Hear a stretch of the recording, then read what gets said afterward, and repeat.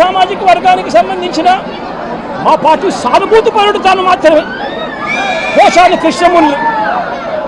కృష్ణమురళి నెల రోజుల పాటు సినీ దర్శకుడు, ఆయన డైలాగులు రాస్తారు సినిమాలలో. ఆయన కేవలం మా సానుభూతి పరుడు మాత్రమే. అలాంటి ఆయన్ను నెల రోజులు జైల్లో పెట్టారు. శ్రీకాకుళం నుంచి కడప దాకా రకరకాల స్టేషన్లన్నీ కూడా ఒక స్టేషన్ అయిపోయిన తర్వాత మరో కేసు పెడతారు. నెల రోజుల పాటు 9 కేసులు పెట్టి పోసాని కృష్ణమురళిని నెల రోజుల పాటు వివిధ స్టేషన్ల చుట్టూ తిప్పుతూ తప్పుడు కేసులు పెట్టారు. ఏం పాపం చేశారని అడుగుతా ఉన్నా. ప్రముఖ సినీ నిర్మాత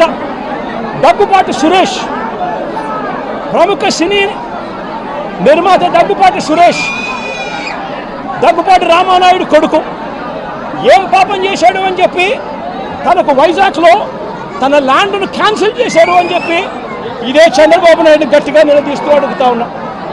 ఏం పాపం చేశారు అని చెప్పి రాజ్ కుమార్ను తన భార్య కృష్ణవేణిని మంగళగిరికి సంబంధించిన వాళ్ళు, రాజ్ కుమార్ అనే వ్యక్తి కమ్మబ్బాయి, కృష్ణవేణి అనే వ్యక్తి కమ్మబ్బాయిని పెళ్లి చేసుకుంది. సోషల్ మీడియాలో చంద్రబాబు నాయుడు గారికి వ్యతిరేకంగా జగన్కు అనుకూలంగా 4 మాటలు రాశారు. వాళ్ళు చేసిన పని అంతకన్నా ఇంకా ఏమీ లేదు. వాళ్ళని ఏకంగా వాళ్ళ మీద 11 కేసులు పెట్టి ఏకంగా నెల రోజుల పైగా వాళ్ళని జైళ్ళల్లో పెట్టి తిప్పారు. ఏకంగా ఆ పిల్లాడు ఫోటో చూస్తే సోషల్ మీడియాలో బాధ అనిపిస్తుంది.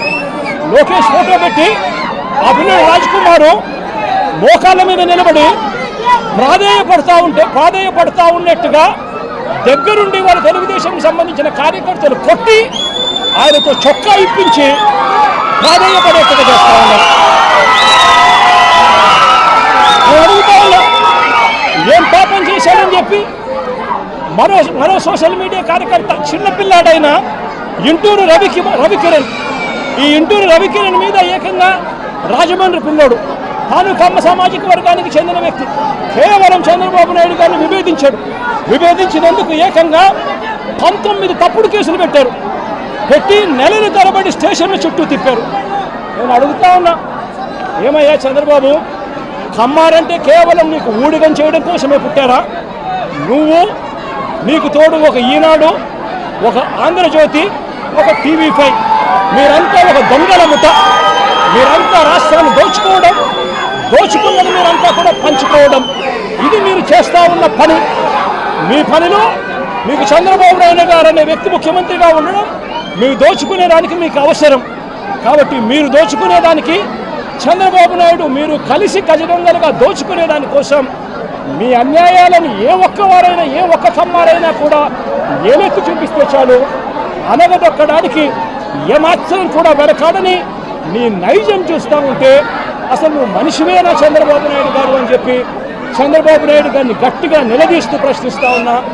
చంద్రబాబు నాయుడు గారిని వెనకేసుకొస్తూ ట్రోలింగ్ చేస్తూ చంద్రబాబు నాయుడు గారికి ఎవరైనా కూడా వ్యతిరేకిస్తే వాళ్ళు కమ్మ సామాజిక వర్గంలో తప్పు పుట్టారన్నట్టుగా వాళ్ళ మీద కక్ష కట్టి ట్రోలింగ్ చేస్తూ ఇదే ఈనాడు, ఇదే ఆంధ్రజ్యోతి, ఇదే TV5, ఇదే తెలుగుదేశం పార్టీకి సంబంధించిన సోషల్ మీడియా వీళ్ళు ప్రవర్తిస్తూ ఉన్న తీరు రాక్షసుల కన్నా అన్యాయమైన తీరు కాదా అని అడుగుతా ఉన్నా. నేను ఒకటే చెప్తా ఉన్నా, ఈరోజు రాష్ట్రంలో రెడ్ బుక్ రాజ్యాంగం జరుగుతూ ఉంది. రేపు సుదీర్ఘంగా 11 గంటలకు మళ్ళీ ఒక ప్రెస్ మీట్ పెట్టి రాష్ట్రంలో ఇవాళ జరుగుతూ ఉన్న కరెంట్ అఫైర్స్ మీద ఇంకా సుదీర్ఘంగా కూడా చంద్రబాబు నాయుడు గారు చేస్తూ ఉన్న అన్యాయాల మీద రాష్ట్ర ప్రజలందరికీ కూడా కరెంట్ అఫైర్స్ మీద మళ్ళీ వివరించడం కూడా జరుగుతుంది.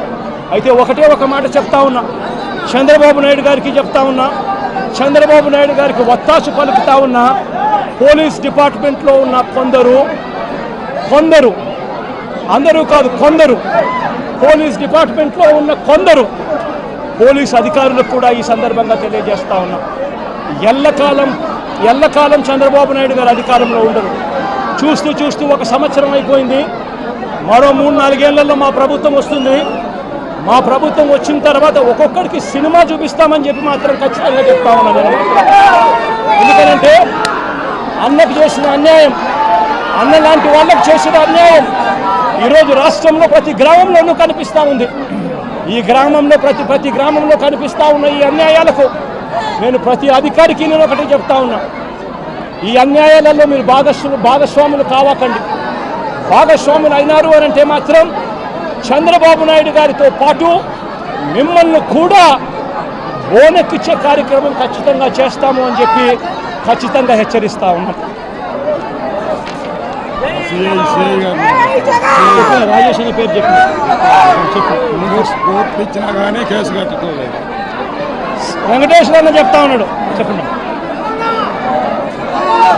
సిఐ రాజేష్ అనే ఆయన మీద ప్రైవేట్ కంప్లైంట్ ఫైల్ చేసినాడు. ఫైల్ చేసి కోర్టు కేసు కట్టండి అని చెప్పి ఉత్తర్వులు